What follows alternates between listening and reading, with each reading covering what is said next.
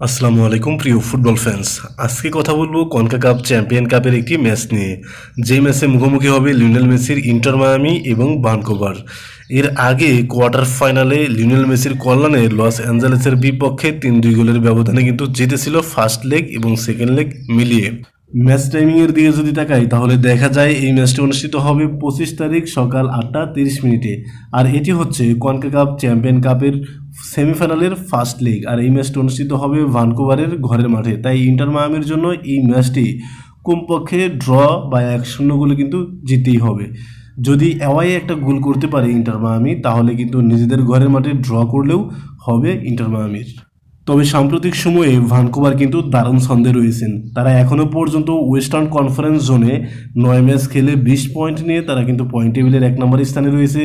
অপরদিকে ইস্টার্ন জোনে inter Miami 8 match খেলে 18 পয়েন্ট নিয়ে পয়েন্ট টেবিলের কিন্তু তৃতীয় স্থানে রয়েছে।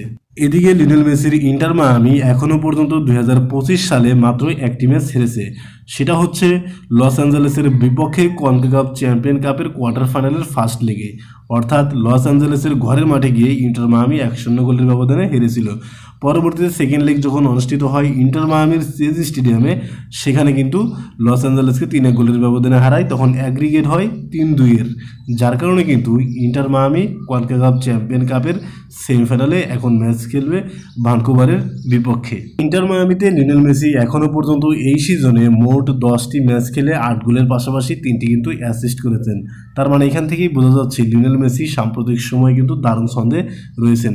তারপর লুইস সুয়ারেজ, সেগোভিয়া, অ্যারেন্দে, সার্জো বুস্কেটস, জর্দি আলবা এবং ক্রিমেসির মতো কিন্তু ফুটবলাররা রয়েছে। তাই এরা যদি জ্বলে উঠতে পারে তাহলে কিন্তু অবশ্যই ভানকুভারের বিপক্ষে ইন্টার মায়ামি জয় পেলেও পেতে পারে। ভানকুভারের দিকে যদি তাকাই তাহলে দেখা যায় ভানকুভারেরও কিন্তু কিছু গুরুত্বপূর্ণ খেলোয়াড় রয়েছে। তাদের মধ্য থেকে অন্যতম হচ্ছে কিউয়াস, ভাইট এবং হোয়াইটের মতো কিন্তু ফুটবলাররা রয়েছে। তাই তারা যদি জ্বলে ওঠে তাহলে কিন্তু অবশ্যই ইন্টার মায়ামির ডিফেন্স লাইনকে পরীক্ষার সম্মুখীন হতেই হবে। সর্বশেষ ম্যাচের দিকে যদি তাকাই, ইন্টার মায়ামি এবং ভানকুভারের মধ্যে যে ম্যাচটা অনুষ্ঠিত হয়েছিল সেই ম্যাচে কিন্তু ইন্টার মায়ামি ভানকুভারের ঘরের মাঠে গিয়ে 2-1 গোলের ব্যবধানে জিতেছিল। তাই এই ম্যাচটি ইন্টার মায়ামি জিতবে বলেই আশা করা যাচ্ছে। এই ম্যাচ নিয়ে আপনার প্রেডিকশন কী হতে পারে সেটা অবশ্যই কমেন্ট বক্সে জানাতে পারেন। ধন্যবাদ।